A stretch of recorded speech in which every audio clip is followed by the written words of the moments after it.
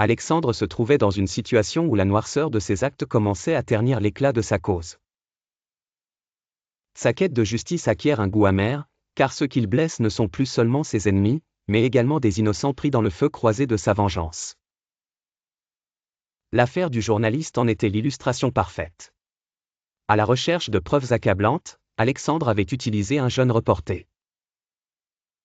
Fabrice, qui ne mesurait pas la portée réelle des informations qu'il avait en main. Lorsque l'article fut publié, il révéla bien plus que des manœuvres douteuses d'anciens associés d'Alexandre. Il exposa aussi des secrets industriels jalousement gardés, causant ainsi de lourdes pertes économiques pour ses patrons.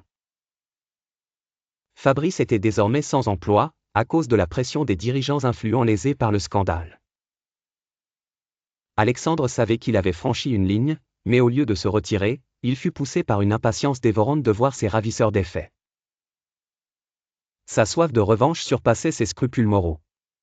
Il prit la décision périlleuse d'infiltrer une réunion clandestine orchestrée par ses anciens associés.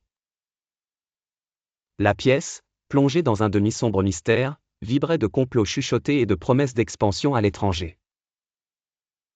Mais la découverte fut fulgurante et terrifiante à la fois. Pour réussir cette ascension, ils avaient loué les services de l'industrie souterraine et engagé des pratiques illégales indéfendables.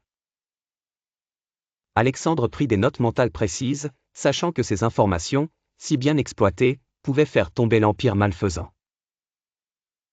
Cependant, alors qu'il quittait la réunion, le cœur battant fort dans sa poitrine, un message anonyme le paralysa de terreur. Arrêter ou affronter des conséquences fatales.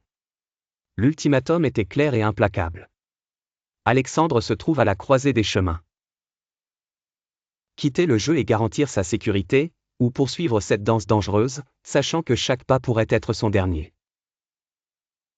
Le silence oppressant du dilemme résonnait étrangement en lui alors que l'écran de son téléphone brillait encore de la menace menaçante qui venait de le rejoindre.